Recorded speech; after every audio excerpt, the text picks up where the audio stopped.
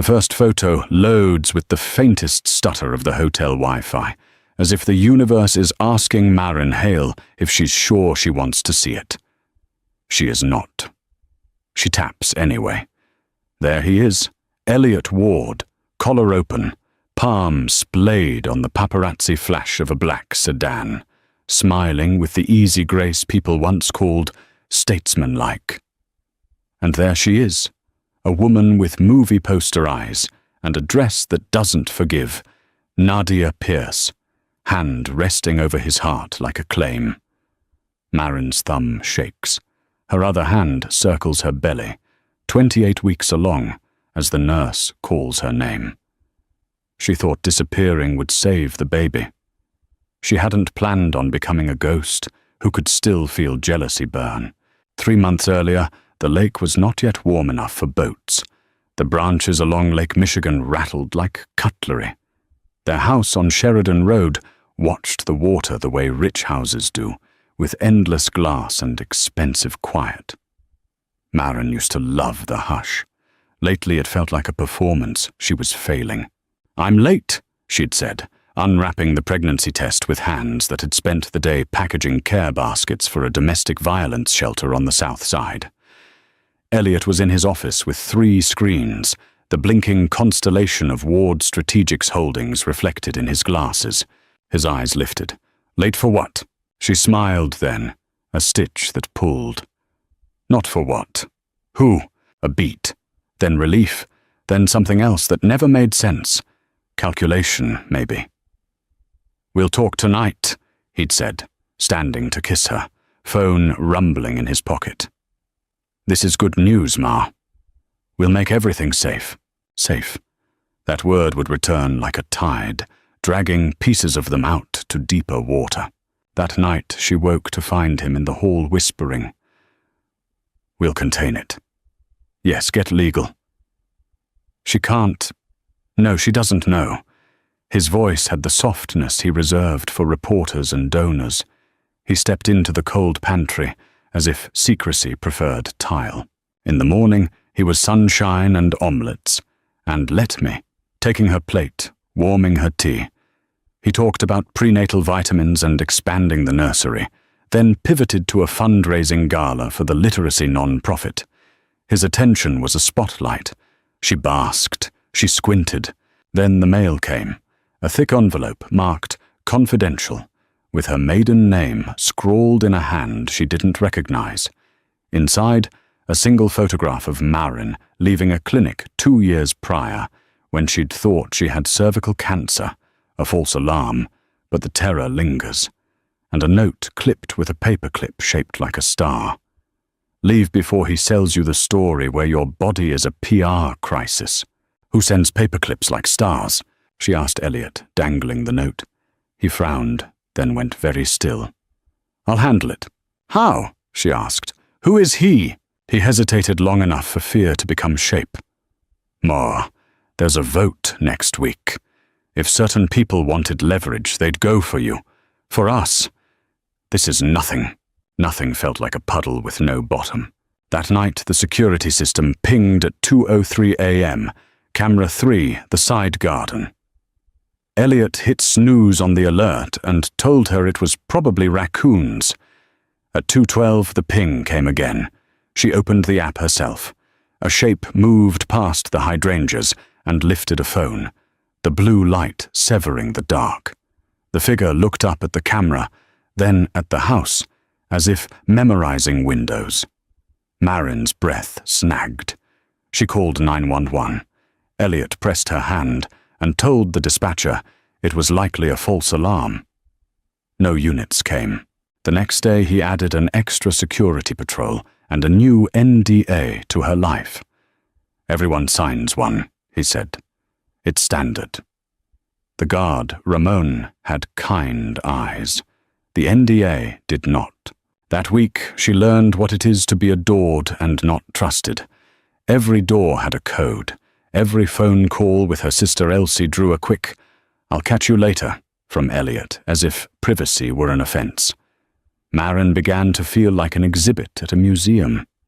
Here we see the wife of a philanthropist, private creature, Do not tap the glass. The second envelope came on a Wednesday.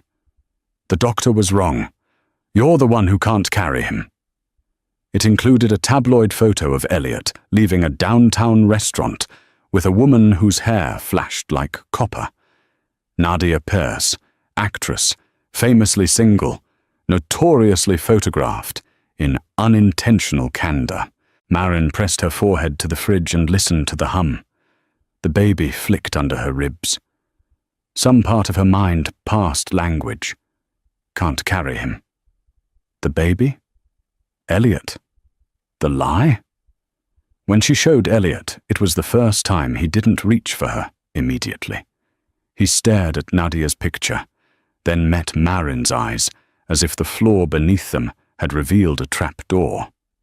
Nadia is a donor, he said. We took a meeting about her foundation. After hours, Marin asked. Privacy matters to some people. He exhaled slow. They want us to stumble, Ma. If you run, they win. She didn't run. Not yet. Instead, she began to pack 2 bags. Quietly, one for logic, prenatal vitamins, cash, the tiny stuffed bear she'd bought for a future she wasn't yet sure existed, and one for grief, the sweater Elliot had always borrowed, the framed Polaroid of their first apartment where the heater clanked like a drum line, but the window let you see the city breathe. The third envelope wasn't paper. It was a call from a blocked number, while Elliot did a TV hit about school lunch reform. He has a type, a woman's voice said, bored, cigarette hushed. Girls who apologize for taking up space. You should see how quickly he ditched the last one when she turned out complicated. Who is this? Marin asked, heart galloping. The kind of friend you think you don't need, the voice said. You have 3 days before a story drops. If you don't want your medical history dissected on morning television, disappear. Click. Marin's breath didn't return for minutes. She went upstairs and found Elliot smoothing the knot of his tie. You okay? I'm going to Elsie's, she lied, and he nodded, distracted by his reflection. She left. She did not go to Elsie's. She took the back roads out of Evanston in a car that smelled like rental agency air. She drove until the homes got smaller and the gas station bathrooms weren't trying to impress anyone. She didn't have a plan, except not here. The voice had said 3 days. What does a woman build in 72 hours? A life? A lie? A cocoon? In Rockford, she parked behind a strip mall and cried into a napkin. In Madison, she bought a prepaid cell and texted Elsie, I'm safe. Don't ask. Don't tell. If anyone calls you don't know. Elsie replied with a string of furious hearts and a single directive. Tell me where or I will escalate. Marin sent nothing else. She could see the news anchor already. Philanthropist's pregnant wife goes missing. Police question sister. The thing about power is it doesn't only protect those who have it, it disciplines those who don't. She found Mattingly, Wisconsin, because the motel wasn't a chain, and the neon vacancy sign stuttered like a secret. The woman who ran it wore a cardigan the color of bruised peaches, and introduced herself as Vi. On the registration card, Marin wrote Maria Hawke. The act of misspelling herself felt like stepping sideways into a world where she could survive. You here for the fair? Vi asked, sliding over a key on a plastic diamond. Family, Marin said. Surprise visit. Vi's eyebrows rose like parentheses. Family's funny that way. The room smelled like lemon cleaner and old stories. Marin opened her bag, squeezed the bear. She thought of Elliot at home, how he microwaved tea like a sin, how he put his hand on the small of her back like an apology he wasn't sure how to say. Was she being paranoid? A coward? A mother? Outside, kids were practicing for the county festival. Lopsided floats of crepe paper and cut-out stars. Stars. The paperclip. The phone rang. The motel line. Vi's voice. "You have a visitor, Maria." Marin's stomach dropped to the carpet. She came to the office to find Ramon, the guard from the house, not in uniform, eyes raw with something too messy to bring to work. He didn't touch her, kept his hands flat on the counter. "Mrs. Hale," he said, and then, correcting, "Ms. Hawke." "How?" "I followed the trail of what a smart, scared person would do," he said. "I'm not here on Mr. Ward's orders. He thinks you're with your sister. He's—" Ramon swallowed. "They're prepping a statement. Missing person. They'll do it soft at first. If you don't return in 24 hours, they'll change the tone." "They?" Marin asked. "Legal," he said, as if naming a weather pattern. He slid a phone across the counter, face up. On the screen, a text thread he'd printed because he still didn't trust screenshots. It was between two numbers she didn't recognize. "Drop the clinic file at 9. Nadia will distract. Ward walks in at 9:20. We get him on camera. Reply. And the wife?" Answer. "Handled." Marin didn't notice she'd sat until she was already there, the chair biting her thighs. "Nadia," she said. "The actress," Ramon said. "She started showing up 3 months ago. Camera crews always happened to be nearby. I checked her foundation. Real charity, real work. But her manager? He's tied to an investor who's been trying to swallow Ward Strategic for 2 years. The kind of man who thinks empathy's a liability. "Why are you telling me?" Marin asked. "You work for Elliot. I work for who needs protecting," he said simply. "My sister got her medical records leaked when she tried to report a doctor for negligence. Cost her a job, a decade. When I saw the envelope with your clinic photo, I knew this wasn't gossip. It was a warning shot." He looked down, thumb worrying the edge of the counter.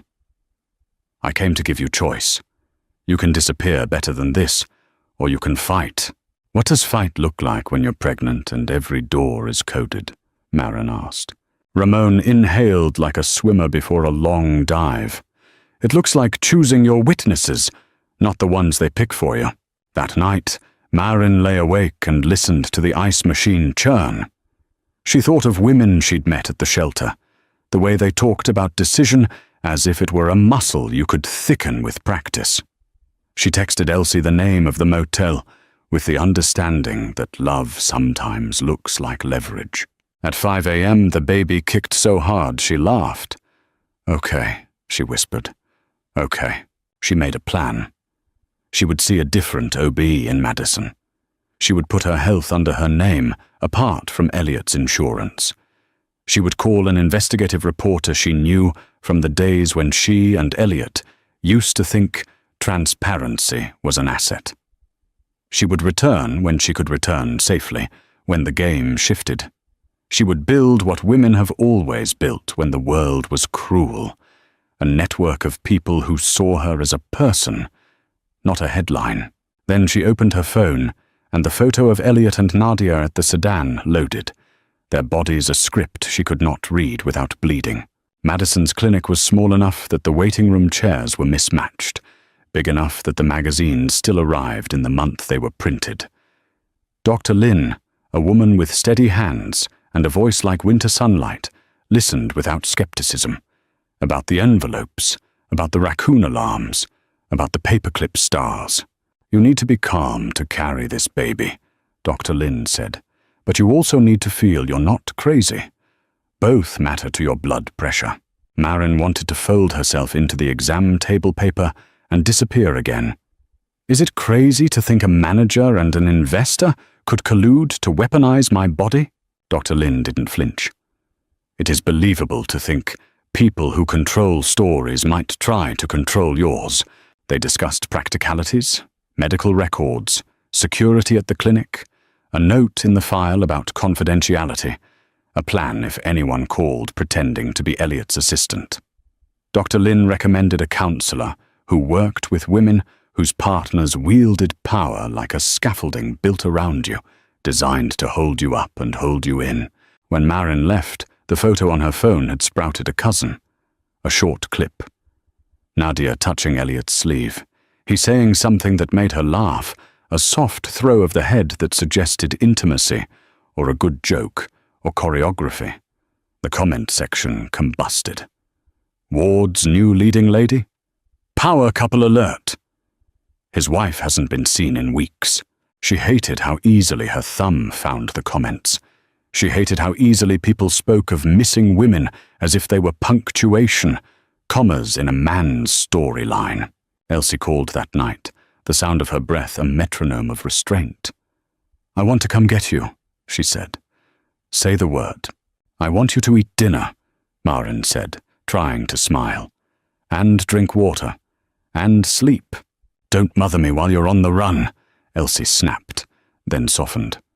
Sorry, This feels like a machine you can't step in front of. I'm not stepping in front of it, Marin said. I'm taking a wrench to the back panel. Ma, Elsie whispered. A wrench sounds like hope. On day 4, the statement went out. Ward Strategic and the Ward family request privacy as they manage a private family matter. The photo outlets ran the clip of Elliot and Nadia with it, because juxtaposition is its own story. The reporter, Marin, trusted. Nico Vega texted, I'm in if you are, on background until you say otherwise. Nico didn't use emojis.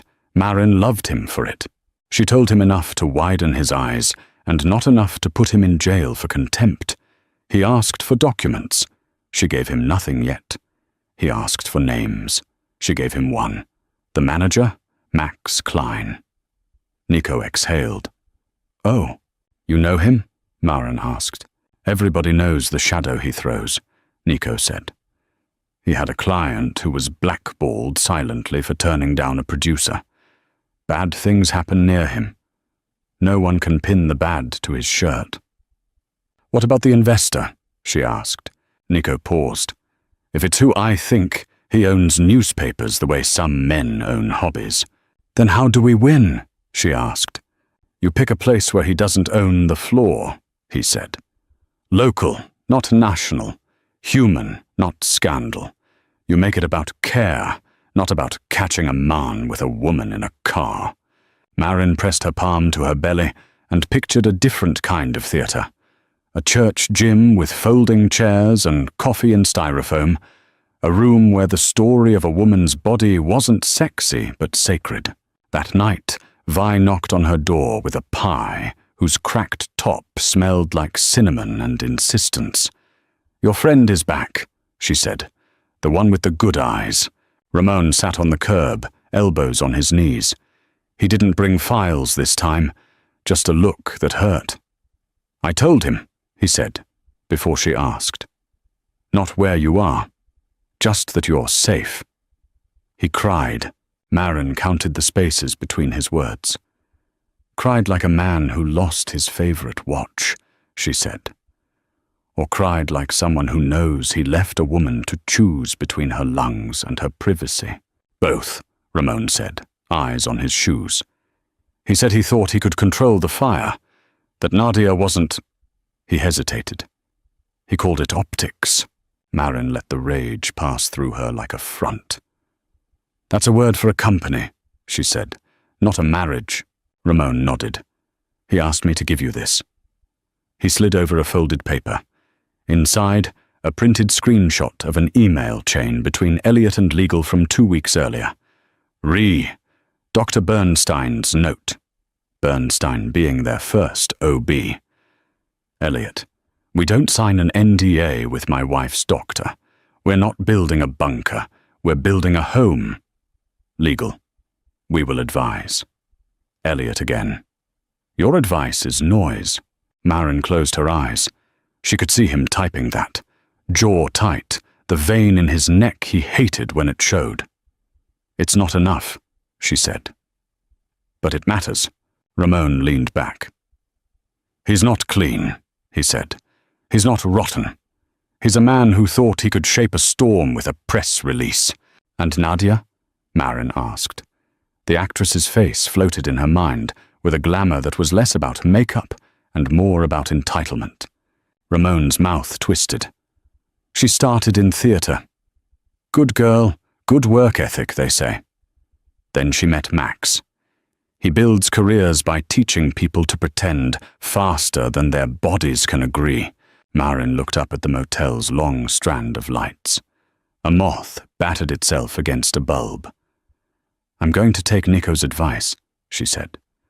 When I go back, I want to have witnesses who aren't paparazzi. She glanced at Ramon.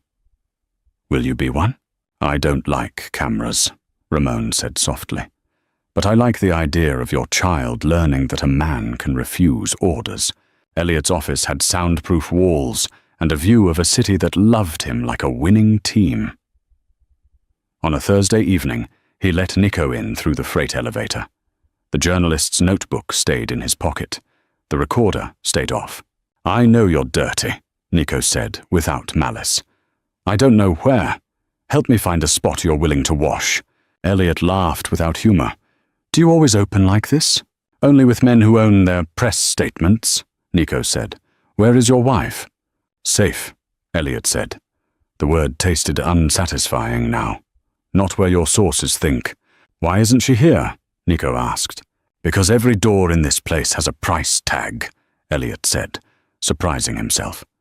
You think you understand privacy until you can buy it, and then you realize you've purchased a performance. Nico looked at him for a long time.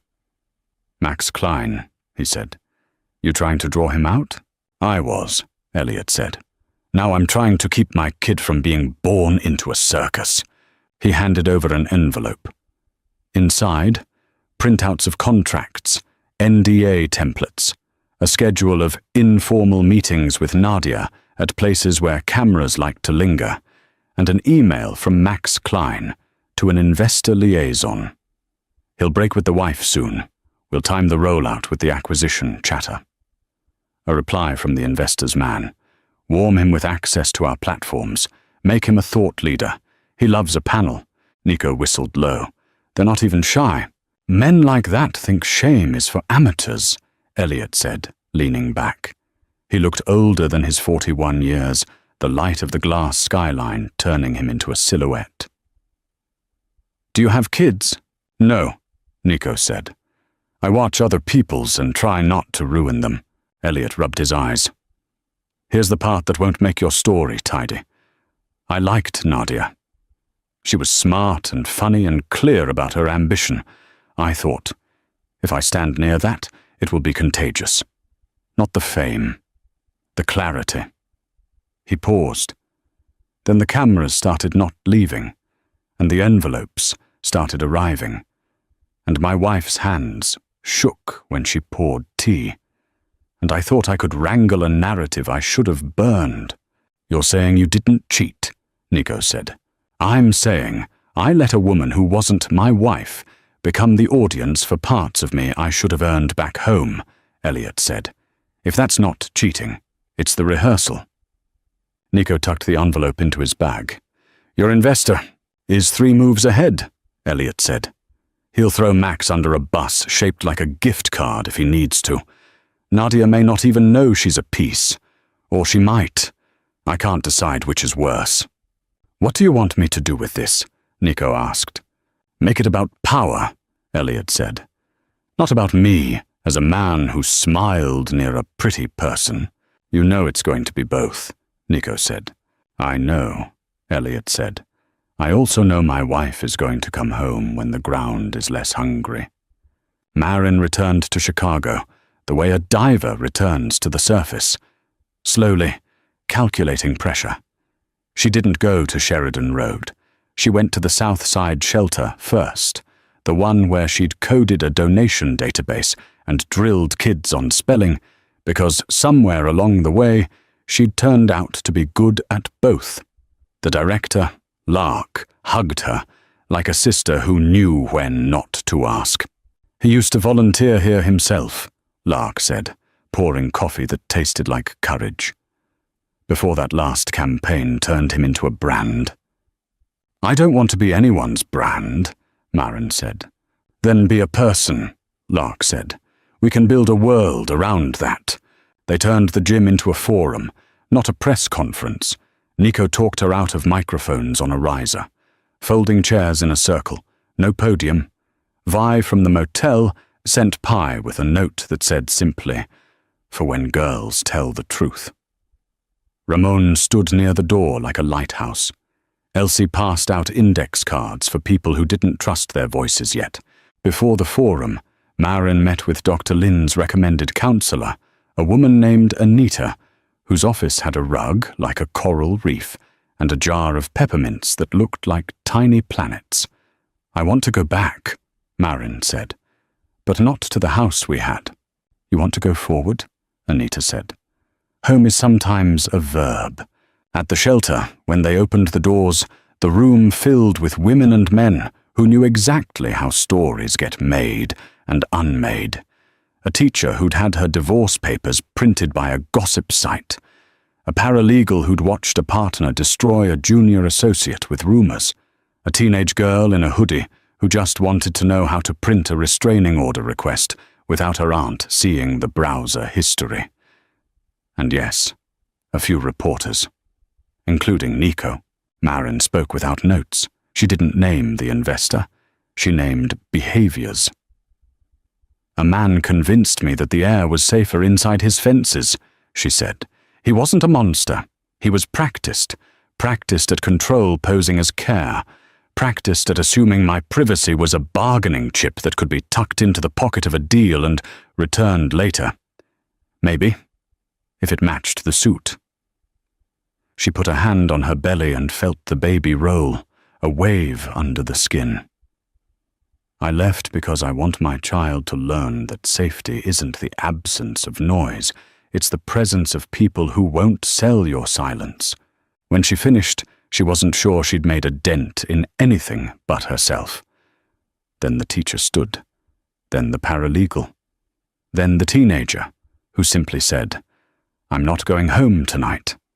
And Lark squeezed her shoulder and said, "We'll help you figure out a different sentence for tomorrow." Nico spoke last, not as a reporter, but as a citizen. "When we run this," he said, "we'll frame it as a community conversation about power and privacy.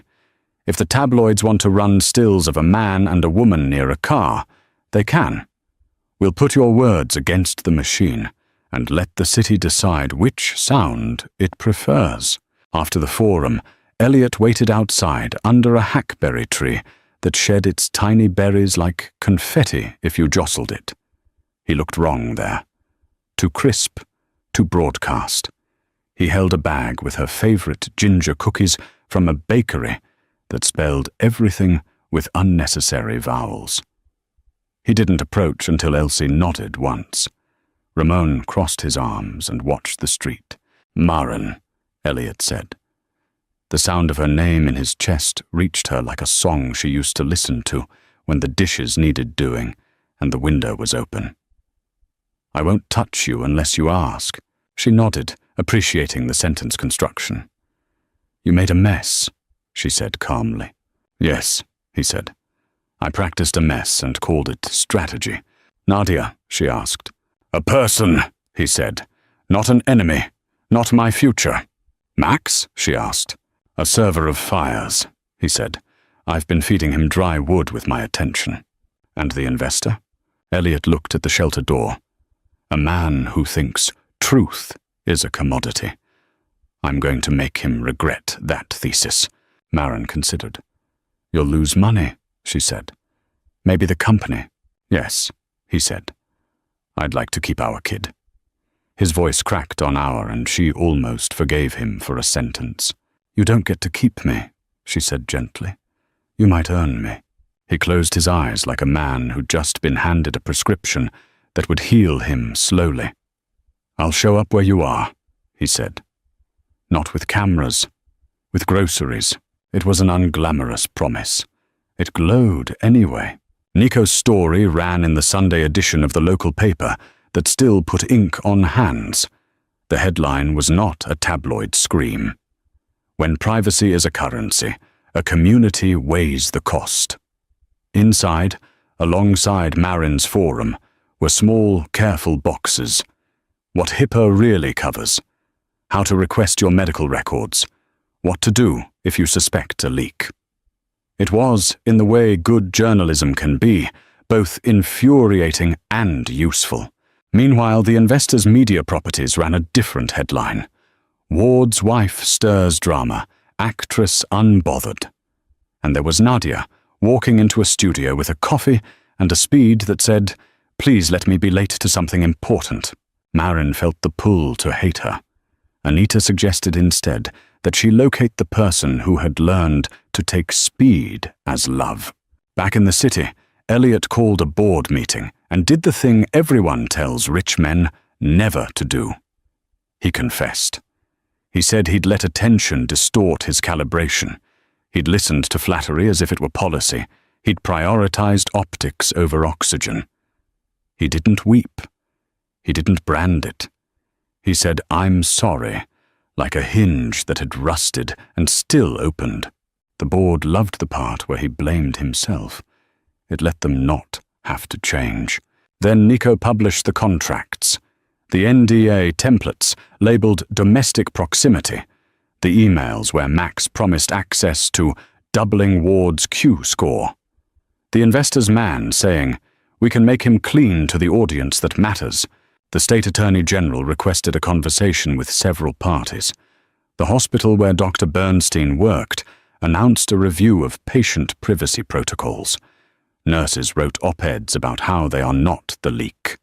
The investor denied everything and threatened to sue. Max vanished to a rehab that specializes in men who have lost their way in the fog of talent management. Nadia's publicist issued a statement about her client's commitment to uplifting women's stories. It read like a mirror that had learned to talk. In the middle of that weather, Marin went into early labor. It happened on a Tuesday when Vi's pie had just left the oven, and Elsie was crying at a commercial where a man fixed a porch swing. The pain was not the stabbing she'd expected, but a full-body shiver followed by a clamp. Dr. Lynn's calm voice over the phone. "Go now. I'll meet you there." Elliot drove like a man who'd been given 8 minutes to prove his usefulness. In the hospital parking lot, he stopped, hands white on the wheel. "May I come?" he asked. He looked terrified of the wrong answer and committed to hearing it. "Yes," Marin said. "If you can be here as a person, not as a plan." "I can make coffee," he said. He could. He did. Labor collapsed time into a wet red tunnel in which a woman might scream or pray or remake herself into someone who can hold pain without letting it break her. Marin did all three. Elsie held one hand. Vi held the other. Ramon sat in the hall like a stone that had decided to spend the afternoon being useful. Nico sent a text that simply said, "Here if needed." In the end, the baby came with hair like a rumor and a cry like a reprimand to the world. They named him Jonah because he arrived in a storm and because of the way the name tasted. Round, a place to land. Elliot wept, not like a press conference, but like a man whose body had lost the power to curate. After, in the quiet, cracked only by machines whispering numbers, he stood by the window and said the thing that finally felt like a bridge. "I want to learn how to be the father of a child who will someday ask what we did when people tried to buy his mother's story. Then," Marin said, eyes on Jonah's face, "you will tell him we turned the microphones toward the community and away from the car." Jonah's first week tasted like peaches and antiseptic. The city, having decided that babies are more interesting than men in suits, let the story soften around the edges. Elliot stepped down as CEO with a letter that named no enemies and made no excuses. He listed the names of mentors he'd ignored when they warned him that power makes you deaf. He named the shelter as the recipient of a foundation grant. He named Nico as the journalist, whose work reminded me that accountability is less a gotcha than a garden. The investor sued the paper. It backfired loudly. In Discovery, emails surfaced that tethered him to IT firms known for data enhancement. A nurse from Bernstein's clinic came forward through a lawyer, detailing a side channel where non-medical staff were paid to flag celebrity-adjacent patients. The hospital fired people and then did something rare. They apologized in a sentence that didn't include if. Max resurfaced to film himself walking into a meeting with a reckoning expert, a spectacle so perfectly performative it almost made Marin pity him.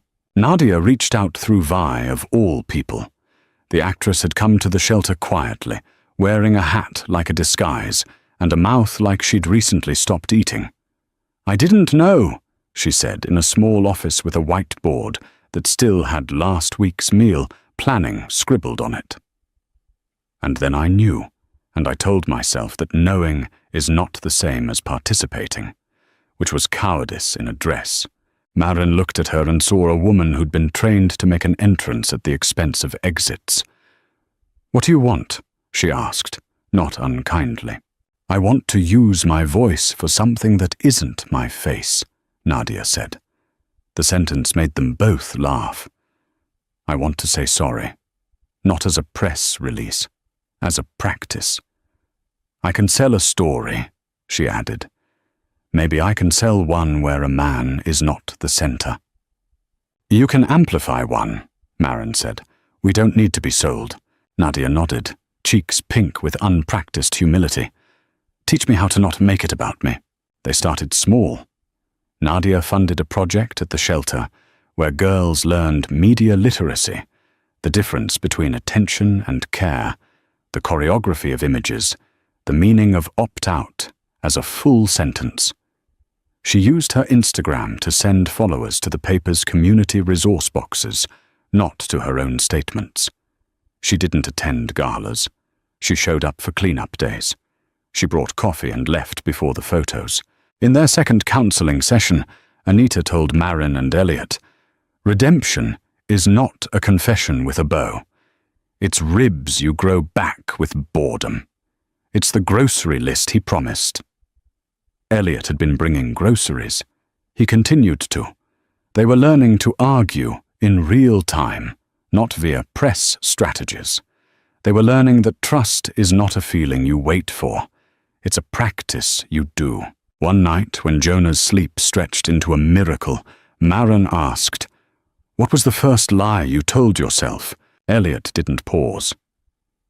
"That I could be in a room with a woman who made me feel new and not owe my wife an explanation for wanting to feel that way."